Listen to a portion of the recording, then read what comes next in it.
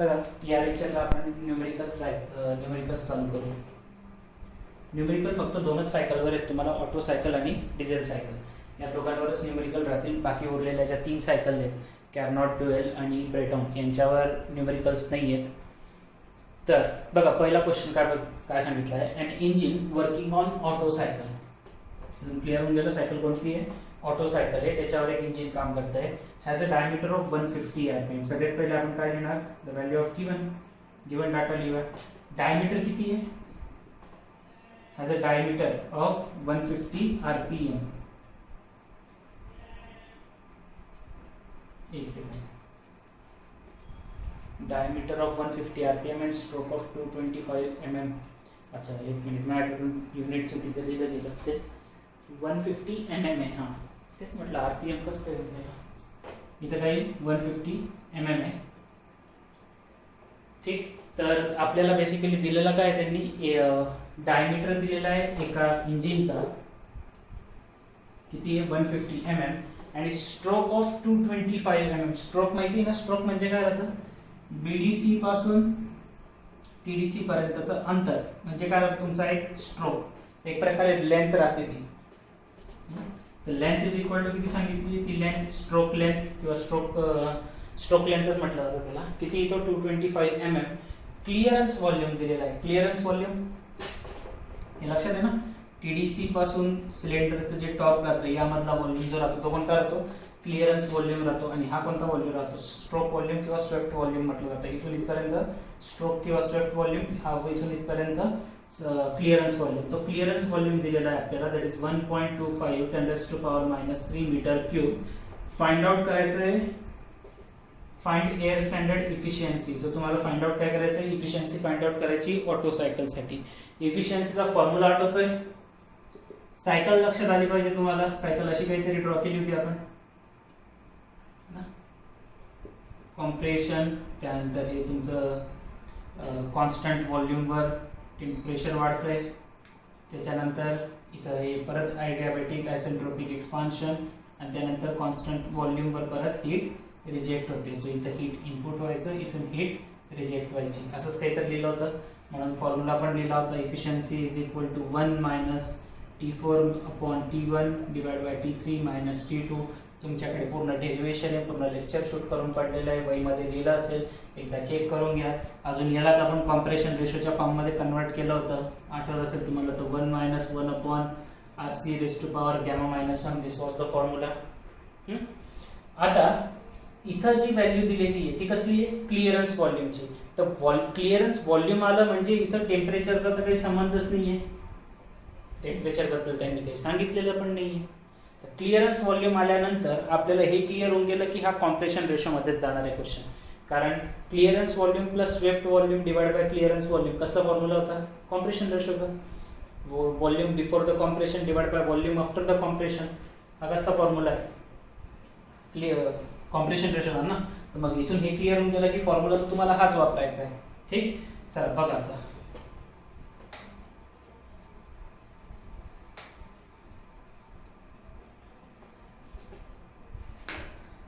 ठीक आहे. चला बघा, आपल्याला फाइंड आउट करायचं आहे इफिशियन्सीची व्हॅल्यू. आणि इफिशियन्सीची व्हॅल्यू फाइंड आउट करण्यासाठी त्यांनी आपल्याला एक कंडिशन देऊन ठेवलेली आहे.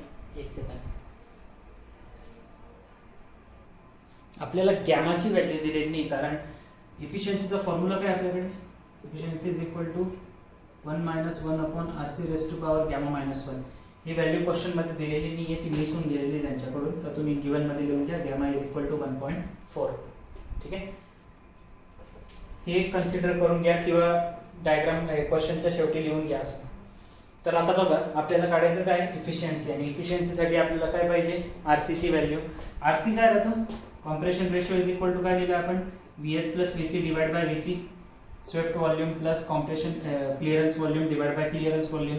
क्लिअरन्स व्हॉल्यूमची व्हॅल्यू दिलेली आहे, पण आपल्याला हे आरसी फाइंड आउट करण्यासाठी काय माहित नाहीये, VS. पहिले VS काढूया. VS काय राहतं, स्वेप्ट व्हॉल्यूम किंवा स्ट्रोक व्हॉल्यूम ज्याला म्हणतो आपण. मग आता सगळ्यात पहिले काय काढणार, स्ट्रोक व्हॉल्यूम. स्ट्रोक व्हॉल्यूम वरून आरसी, आरसी इथं पुट करून काय काढणार, इफिशियन्सी. हे मी फक्त तुम्हाला दाखवून दिलं की काय कसं काढायचं. इथून सुरुवात करेल मी स्ट्रोक व्हॉल्यूम पासून. तर आता स्ट्रोक व्हॉल्यूम काय राहते हे तुम्हाला माहिती आहे. त्या एक स्ट्रोकच्या ड्युरेशन मध्ये जितकं व्हॉल्यूम कव्हर होईल ते त्याचा स्ट्रोक व्हॉल्यूम राहील. बघा आता जसं समजा हा एक तुमचा सिलेंडर आहे, इथं समजा तुमचा पिस्टन होतं कुठं बीडीसी ला, तर बीडीसी पासून तर टीडीसी पर्यंत जाणार आहे पिस्टन, एवढी लेंथ कव्हर होईल. ठीक आहे. व्हॉल्यूम काय राहतं? Area into length. व्हॉल्यूम काय असतं? Area into length.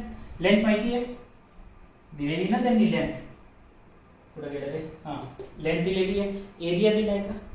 मग एरिया काढू शकतो का? हो, कारण डायमीटर दिलेला आहे तुम्हाला त्यांनी की हा जो डायमीटर आहे, आता सिलेंडर काही चौकोनी राहणार आहे का? नाही, सिलेंडर आहे ना ते गोल राहील ना. इथं भलेही दाखवताना 2D मध्ये तुम्हाला मी समोरचा भाग दाखवतोय, पण हा येतो ते गोल मागे पण राहील असं काहीतरी. ठीक आहे. तर हे गोल आहे, डायमीटर दिलेला आहे त्यांनी किती? 150. तर सर्कलचा डायमीटरचा एरिया सर्कलचा एरियाचा फॉर्म्युला माहिती आहे आपल्याला डायमीटरच्या फॉर्म मध्ये. लेंथ पण दिली तर मी इथून स्ट्रोक व्हॉल्यूम काढू शकतो. मग इथून काय क्लिअर होतंय तुम्हाला की स्ट्रोक व्हॉल्यूम तुम्ही फाइंड आउट करू शकता by using diameter or the area of the cylinder multiplied by the length of the stroke wheel. So here area of cylinder, पहिला क्वेश्चन आहे म्हणून सगळं डिटेल लिहून देतोय, नाही तर मी डायरेक्ट फॉर्म्युला लिहिला असता इथं. Area of cylinder multiply by length of stroke, किंवा ज्याला स्ट्रोक लेंथ पण म्हणू शकतात, length of stroke. So VS is equal to area of cylinder. बघा एरिया ऑफ सिलेंडर किती राहील? सर्कलचा एरियाचा formula in terms of diameter π/4 d² multiply by length of stroke 225 आहे. लेंथ ऑफ स्ट्रोक गिवन आहे 225 mm. व्हॅल्यूज पुट करून घेऊयात आपण. तर एल लिहून टाकतो, सगळंच नोटेशन लिहिले आहेत त्यामुळे. π/4 इंटू डायमीटर. बोला किती आहे diameter? 150 bracket square multiply by लेंथची व्हॅल्यू किती आहे? 225.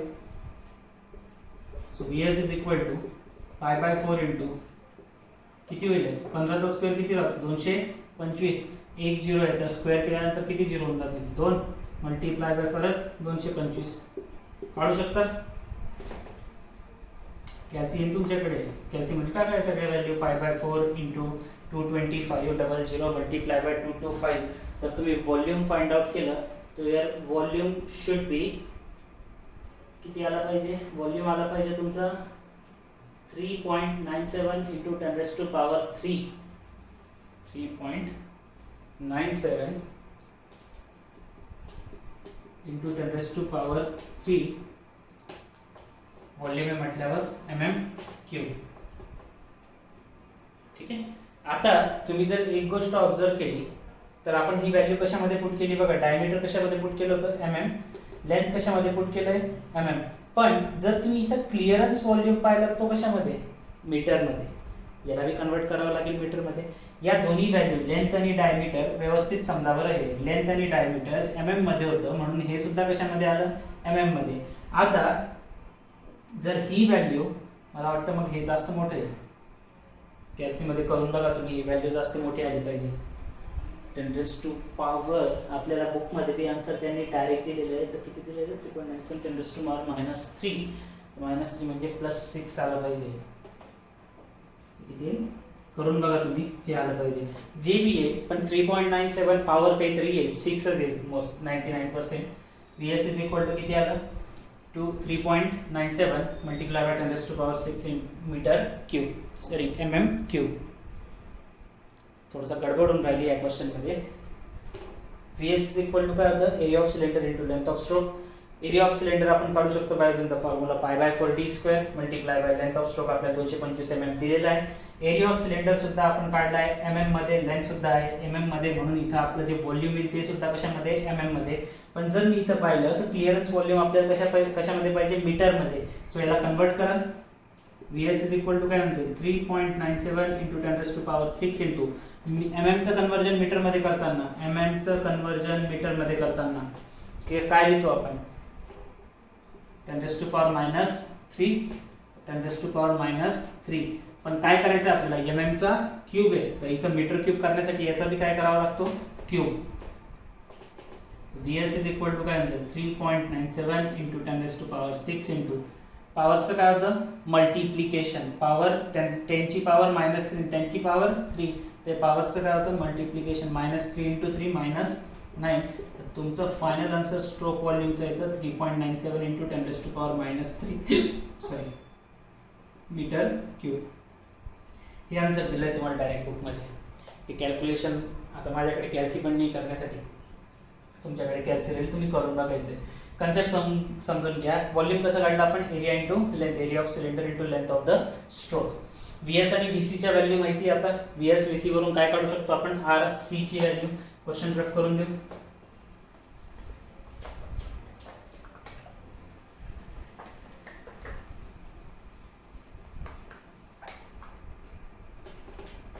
So compression ratio R C is equal to, formula काय VS plus VC divide by VC. R C is equal to VS ची व्हॅल्यू, व्हीएस ची value किती आहे 3.97 × 10⁻³ प्लस व्हीसी ची value किती आहे 1.25 × 10⁻³ डिवाइड बाय व्हीसी ची व्हॅल्यू अगेन 1.25 × 10⁻³. तर R C is equal to, दोघांमध्ये काय 10⁻³ कॉमन आहे, बाहेर काढू शकता. 10⁻³ कॉमन काढलं, 3.97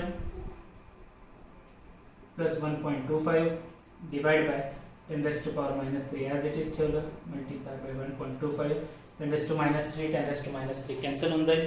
हे गिवन वाल्या व्हॅल्यूज पण मी आता कट करून टाकतोय. झालंय त्याचं विधान. इफिशियन्सी काढायची आता फक्त. तर R C is equal to काय होऊन गेलं 3.97 प्लस 1.25 कॅल्सीमध्ये करायचं किती होईल, 5 × 7 × 5 12, एक रिटर्न, 9 × 1 10 2 12, परत एक रिटर्न, 3 × 2 5, 5.22 डिवाइड बाय 1.25. तुमचं आन्सर जे कॉम्प्रेशन रेशोचं ते आलं पाहिजे 4.176. 4.176. हे मग मला नाही माहिती बरोबर आहे का, तुम्ही हे कॅल्सीमध्ये करून बघा, डिवाइड करा, हे आन्सर आलं पाहिजे. आणि एकदा जर आरसी ची व्हॅल्यू भेटून गेली तर we know that efficiency is equal to 1 - 1 upon RC raise to power gamma -1. तर फॉर्म्युल्यामध्ये पुट कराल व्हॅल्यू 1 - 1 अपॉन आरसी च्या जागी 4.176 रेस टू पॉवर गॅमाची व्हॅल्यू किती होती 1.4 - 1.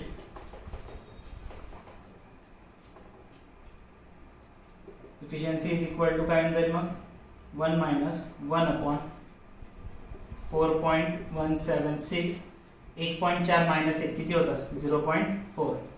बस कॅल्सीमध्ये टाकून काढून घ्या. कसं काढणार, सगळ्यात पहिले कॅल्सीमध्ये काय करा 4.176 रेस टू पॉवर 0.4 एवढं टाका, इक्वल टूचं साइन दाबा. जी काही व्हॅल्यू येत असेल याची ती लिहून घ्या पहिले, है ना.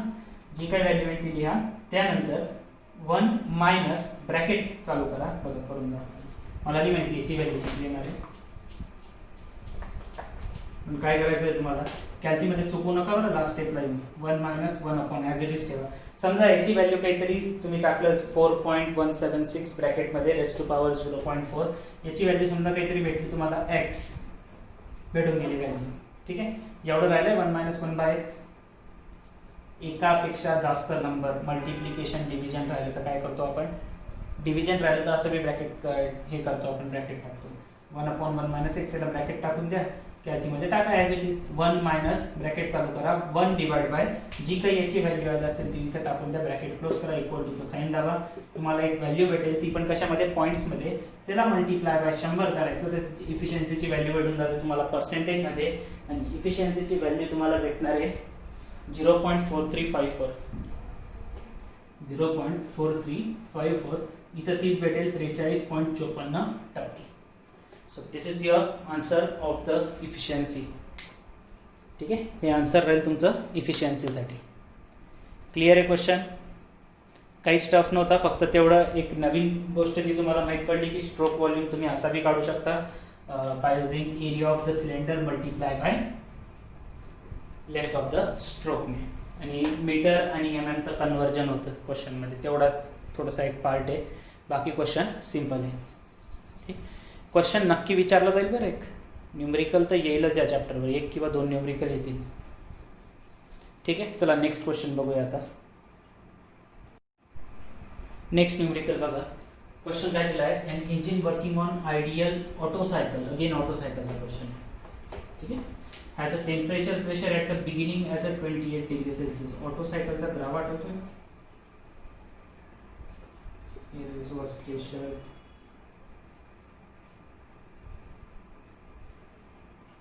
1 2 3 4. ठीक. सो काय सांगितलंय? Pressure temperature at the beginning as 28 and 1.5 bar. So beginning म्हणजे 1.1. सो गिवन मध्ये तुम्हाला P1 आणि T1 ची व्हॅल्यू दिली आहे.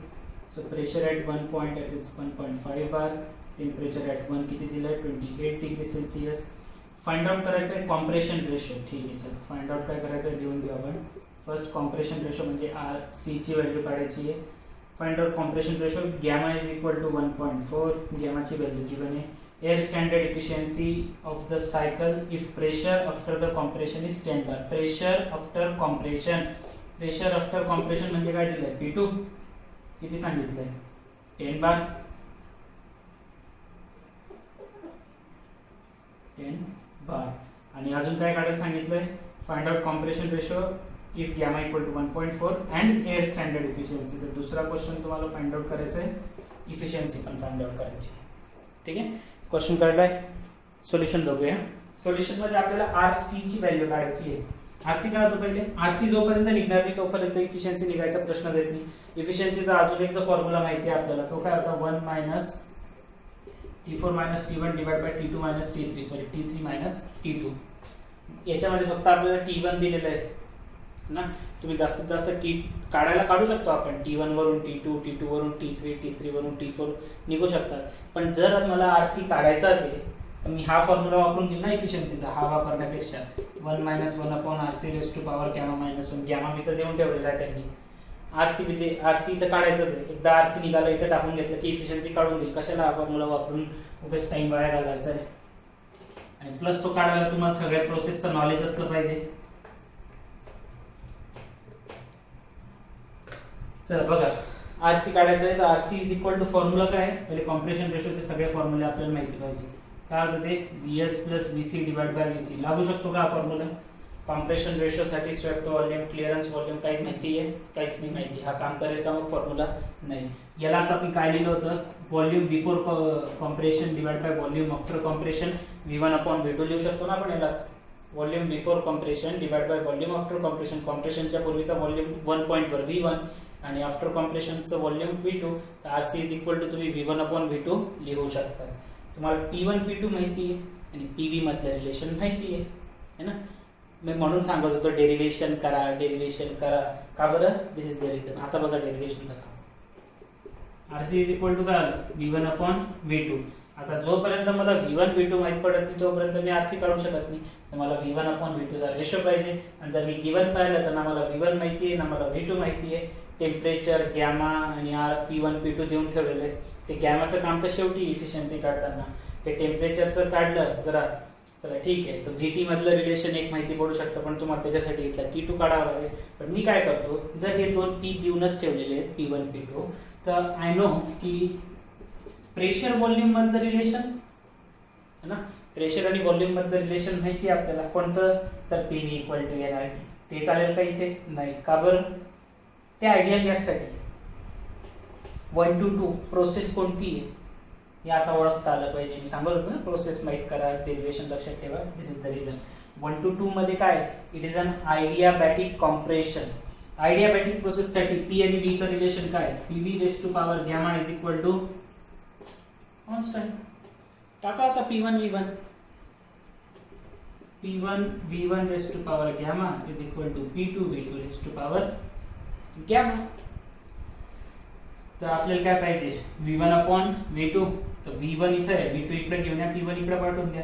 तर V1 upon V2 whole raise to power gamma is equal to P2 upon P1.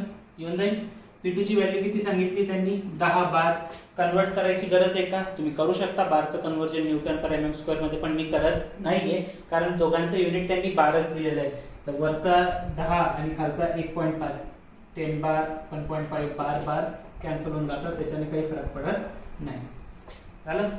तर V1 upon V2 is equal to 10 upon 1.5. किती होतील ते? 100 भागिले 15. कॅल्क्युलेट करू शकता तुम्ही. गॅमाची व्हॅल्यू दे हॅव गिवन किती आहे 1.4. ठीक, 100 भागिले 15 करा, किती येतं बघा. 5 ने जर भाग दिला तर 20 पंचे 100 आणि 20 5 त्रिक 15. तर आता तुमच्याकडे कॅल्सी असल्यामुळे तुम्हाला काही जास्त ताण पडत नाही असं मी कॅल्क्युलेशन करायचं काय, जस्ट 1.4 तिकडे पाठवून द्यायचा. जशी आपण इथं स्क्वेअर आहे तिकडे जाऊन स्क्वेअर रूट करतो तसा 1.4 तिकडे जाऊन 1/1.4 करायचा पॉवर मध्ये. हे रफ करून टाकू.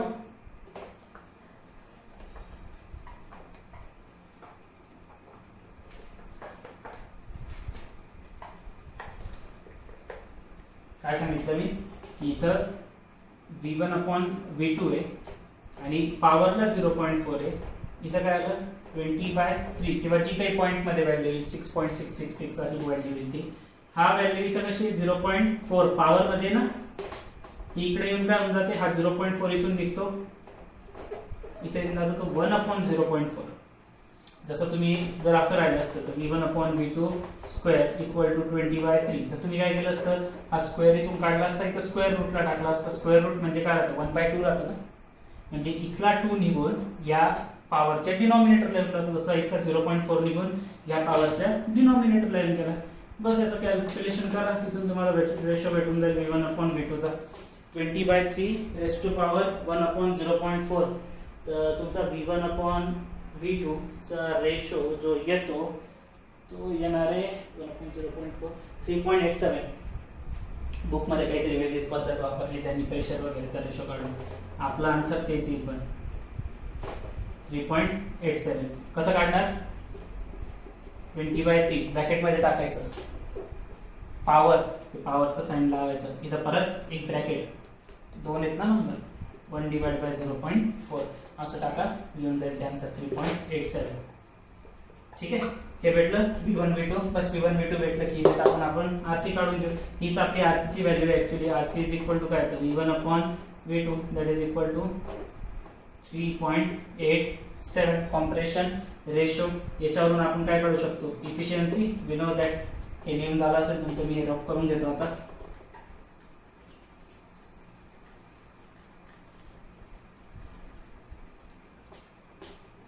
इफिशियन्सी इज इक्वल टू काय, 1/1 minus 1 RC raise to power gamma minus 1 minus 1 RC ची व्हॅल्यू 3.87 रेस टू पॉवर गॅमाची value 1.4 minus 1. So efficiency is equal to 1 minus 1 3.87 raised to power किती 0.4. So efficiency equal to 1 minus 1 3.87 raised to power 0.4 करा. जे काही answer येईल ते लिहा तिथं आणि 1.4 minus 1 आहे ना. तर तुमचं आन्सर जे आहे ते आलं पाहिजे 0.4184. 0. इफिशियन्सीचं सांगतो बरं, 0.4184 मल्टिप्लाय बाय 100% मध्ये करण्यासाठी 41.84%. दिसतंय काय तुम्हाला? हां, तर इफिशियन्सी किती आली तुमची 41.84%. कसं काढलं हे व्यवस्थित करा बघा. 3.87 रेस टू पॉवर 1.4 मधनं 4 गेले, 1.4 मधनं 1 गेले, किती झालं 0.4. तर पहिले हे कॅल्क्युलेट करून घ्या. 3.87 रेस टू पॉवर 0.4 किती येतं आहे ते बघा. इथं लिहून घ्या ती व्हॅल्यू. 1 मायनस, जसं तुम्हाला सांगितलं होतं मागच्या वेळेस, ब्रॅकेट 1 minus 1 अपॉन जी काही व्हॅल्यू आली ती टाका. इफिशियन्सी ही भेटेल, तर 100 ने मल्टिप्लाय केलं 41.84% मध्ये ही व्हॅल्यू तुम्हाला भेटेल. So this is your answer for the second question, efficiency. आणि एक कॉम्प्रेशन रेशोचं बी विचारलं होतं त्यांनी, तर हे कॉम्प्रेशन रेशोचं हे आन्सर आला आपलं 3.87. युनिट राहणार नाही because it is a ratio. कळलंय? चला अजून एक क्वेश्चन घेऊन टाकू. नेक्स्ट क्वेश्चन बघा. क्वेश्चन काय दिला, ऑटो सायकल आहे हा. In Otto cycle, the temperature at the beginning and at the end of the compression are 316 आणि 590. आठवतंय ना, T1 ते T2 T3 T4. कॉम्प्रेशन कोणती स्ट्रोक आहे आपला, पहिला आहे T1 to T2. T1 आणि T2 ची व्हॅल्यू दिली तुम्हाला. हा कोणता ग्राफ आहे PV. याला जर टेम्परेचर वर्सेस एंट्रोपी मध्ये काढलं तर असं काढतो आपण T1 T2. ठीक, आयडियाबॅटिक प्रोसेस मध्ये एंट्रोपी कॉन्स्टंट, टेम्परेचर व्हॅरी करेल. इथं हीट ॲडिशन होतंय तर टेम्परेचर वाढतं, इथं हीट परत एंट्रोपी कॉन्स्टंट. ठीक आहे, तर T1 T2 चा ग्राफ तुम्ही इथे शिकलेले आहेत, पहिलेच हे काढून दिलेले आहेत मी तुम्हाला. गिवन मध्ये तुम्हाला before compression after compression temperature दिले आहे, ते पण केल्विन मध्ये दिले. बरं, कन्वर्ट करायची गरज नाहीये. जर डिग्री सेल्सिअस मध्ये दिलेलं राहिलं तर कन्वर्ट करावं लागेल. तर T1 ची व्हॅल्यू किती सांगितली आहे 316 केल्विन आणि T2 ची व्हॅल्यू दिली आहे 590 केल्विन. टेम्परेचर वाढलंच पाहिजे because of the compression. Determine करायचं आहे द एअर स्टँडर्ड एफिशियन्सी, बस एवढंच दिलं. गॅमाची व्हॅल्यू दिली असेल कदाचित, ओके, नाही दिलेली गॅमाची व्हॅल्यू, पण तुम्हाला गॅमाची व्हॅल्यू काय नसतं. प्रत्येक क्वेश्चन मध्ये जर सोल्युशन पाहिलं ना तर गॅमाची व्हॅल्यू गॅमाची व्हॅल्यू किती आहे 1.4च घेतलेली. ऍक्च्युली जर तुम्हाला थर्मोडायनामिक्स माहिती राहिलं असतं तुम्हाला हे पण माहिती राहिलं असतं की गॅमाची व्हॅल्यू कशासाठी 1.4 येते. असो, इटाची व्हॅल्यू काढायची आपल्याला. अगेन T1 T2 माहिती आहे, तर गॅमा काढण्यासाठी फॉर्म्युला काय, टेम्परेचरच्या फॉर्म मध्ये 1 minus T4 minus T3 sorry T4 minus T1 divide by T3 minus T2. माहिती काय तुम्हाला T1 T2, एक तर T4 आणि T3 काढून घ्या है ना, तर तुम्ही इफिशियन्सी काढू शकता. फाइंड आउट करावं लागेल ते. T1 माहिती आहे, T2 माहिती आहे. आता या ठिकाणी प्रेशर व्हॉल्यूम कॉन्स्टंट, तर व्हॉल्यूम कॉन्स्टंट आहे म्हटल्यावर pressure directly proportional to temperature. ती प्रोसेसने काढायसाठी तर तुम्हाला भरपूर टाइम लागून जाईल इन शॉर्ट सांगायचं म्हटलं तर. पण मी काय करू शकतो, मी T1 आणि T2 चा वापर करून RC काढू शकतो. हे काढायला हरकत नाही, पण त्यासाठी तुम्हाला थर्मोडायनामिक्स प्रोसेस माहित पाहिजे ना, जे की आपल्याला माहित नाहीये. असं मी तुम्हाला HP मध्ये ते शिकवलंच नाहीये की जर कॉन्स्टंट व्हॉल्यूम राहिलं तर कोणती प्रोसेस राहते, त्यानंतर या प्रोसेसमध्ये काय होईल, कॉन्स्टंट व्हॉल्यूमसाठी मग वर्क डन 0 राहतं म्हटल्यावर Q is equal to change in internal energy NCV delta T वापरून काढू शकतो आपण. पण तसं काही तुम्हाला HP मध्ये नाही, हे सगळं थर्मोडायनामिक्सचा पार्ट राहतो. मग आपल्याला काय माहिती आहे की जर T1 T2 माहिती आहे तर we can find the value of V1 V2 है ना. T1 T2 माहिती आहे तर we can find the value of V1 V2. कशासाठी, कारण ही प्रोसेस जी आहे ती कोणती आहे, it is an isothermal compression किंवा आयसेंट्रोपिक प्रोसेस आहे. आणि आयसेंट्रोपिक प्रोसेससाठी किंवा आयडियाबॅटिक प्रोसेससाठी आपल्याला टेम्परेचर आणि व्हॉल्यूम मधलं रिलेशन माहिती आहे. What is the relation between the temperature and volume, temperature volume TV raised to power gamma minus 1 is equal to constant. घेऊन दिलेत मी सगळे रिलेशन. याचा वापर करून जर मला दोन टेम्परेचर माहिती तर दोन व्हॉल्यूम मी काढू शकतो, रेशो काढू शकतो ना त्यांचा. तो रेशो मी त्या रेशोवरून मी RC काढून घेईन आणि त्या RC वरून मी गॅमा काढू शकतो. ठीक, तर सगळ्यात पहिले मी टेम्परेचर वरून काय काढून घेतो, व्हॉल्यूमचा रेशो काढतो. तर इथं काय लिहिणार T1 V1 raised to power gamma minus 1 is equal to T2 V2 raised to power gamma minus 1. आपल्याला काय पाहिजे, आपल्याला पाहिजे हे लक्षात घ्या. RCचा फॉर्म्युला काय राहतो, volume before compression divide by volume after compression. तर व्हॉल्यूम बिफोर कॉम्प्रेशन काय येईल V1 आणि व्हॉल्यूम आफ्टर कॉम्प्रेशन काय येईल V2 है ना. या 1 आणि 2 पोझिशन वरचे व्हॉल्यूम. तर V1 अपॉन V2 पाहिजे तुम्हाला, तर V1 अपॉन V2. तर हा V1 अपॉन V2 दोघांची पॉवर सारखीच राहील, त्यामुळे gamma minus 1 is equal to काय होईल T2 अपॉन T1. T2 आणि T1 ची व्हॅल्यू माहिती आहे 590 आणि 316. 590 divided by 316 is equal to V1 upon V2 raised to power. Gamma ची व्हॅल्यू 1.4 मायनस 1, तर V1 upon V2 whole raised to power 0.4 is equal to हे 590 भागिले 316 करून घ्यायचं. जे काही आन्सर आहे ती 590 भागिले 316 जर तुम्ही केलं तर ते उत्तर येतं तुमचं 1.867. 1.867. ठीक आहे. V1 अपॉन V2 पाहिजे ना, या पॉवरचं काय करणार, पलीकडे पाठवून द्या आणि पॉवर इथून पलीकडे गेली तर काय होऊन जातं 1.867 ॲज इट इज. पॉवरला काय 0.4 हा इथं न्यूमरेटर मध्ये होता, इकडे येताना तो इथं काहीच नाही म्हणजे काय राहते पॉवर 1 आणि इथं हा 0.4 काय होऊन जातो डिवाइडला चालला जातो. तर काय टाकायचं केसी मध्ये 1.867 होल पॉवर ब्रॅकेट करा, कारण 1 डिवाइड बाय समथिंग आहे, 1 डिवाइड बाय 0.4 मी काय सांगतोय 1.867 असं लिहायचं कॅल्सीमध्ये, पॉवर 1 डिवाइड बाय 0.4 असं टाकायचं कॅल्सीमध्ये, हे येऊन जाईल तुमचा आन्सर. ठीक आहे. आणि त्याच्यावरून तुमचं जे V1/V2 चा आन्सर येतं, दॅट V1/V2 चा आन्सर शुड बी 4.7627 4.7627 एकदा परत चेक करू द्या काय ते 4.7627. हां, तर क्वेश्चन रफ करतोय मी. हे लिहिलं नसेल तर पहिले हे सगळं व्यवस्थित लिहून घ्या, त्यानंतर मी आता रफ करतो इकडचा पार्ट.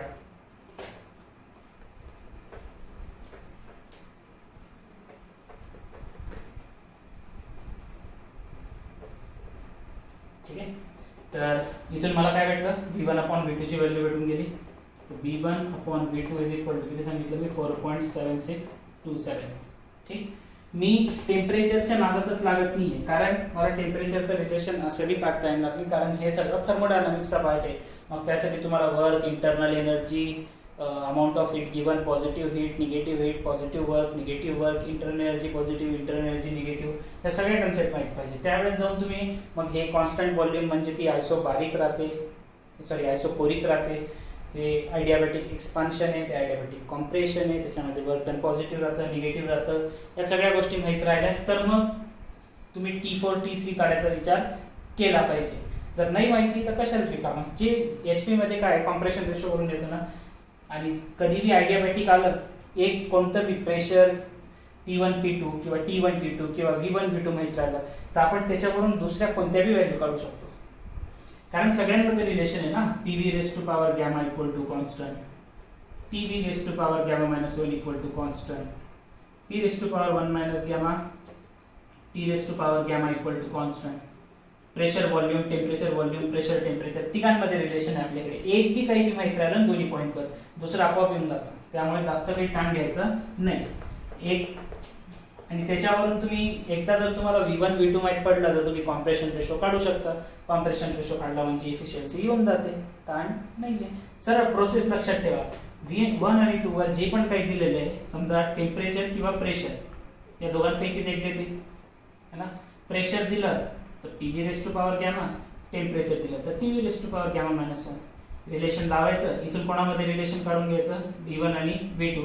V1 V2 चा जो रेशो भेटला तोच तुमचा काय राहतो, कॉम्प्रेशन रेशो राहतो.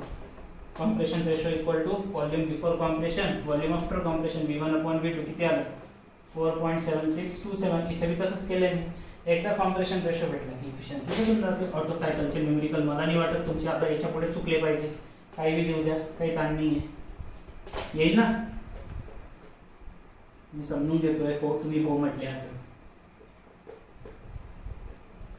चला लास्ट आहे. Efficiency is equal to 1 - 1 RC⁻γ-1 1 - 1 RC ची value that is 4.7627 raise to power 1. गॅमाची व्हॅल्यू किती आहे, आणि गॅमाची व्हॅल्यू इज किती सांगितली होती 1.4. 1.4 - 4 0.4 त्याच्यामध्ये टाकून घ्यायचं, आन्सर काढून घ्यायचं, मल्टिप्लाय बाय 100 करायचं शेवटी पर्सेंटेजमध्ये कन्वर्ट करण्यासाठी. हे कसं काढतात आता मी दोनदा सांगितलं गेलं तुम्हाला. पहिले ही व्हॅल्यू काढायची, इथं पुट करा 1 मायनस ब्रॅकेटमध्ये 1 डिवाइड बाय तिथे जे काही आन्सर आलेलं आहे या व्हॅल्यूचं ते टाका, इफिशियन्सीची व्हॅल्यू भेटेल. And efficiency should be 0.4643 0.4643. Efficiency आली आहे पॉईंट्समध्ये मल्टिप्लाय बाय 100, सो इफिशियन्सी येईल तर तुमची 46.43%. That's it. आय होप तुम्हाला हे तिन्ही न्यूमेरिकल मस्तपैकी कळले असतील. आता बाकीचे क्वेश्चन आपण नेक्स्ट लेक्चरला घेऊ.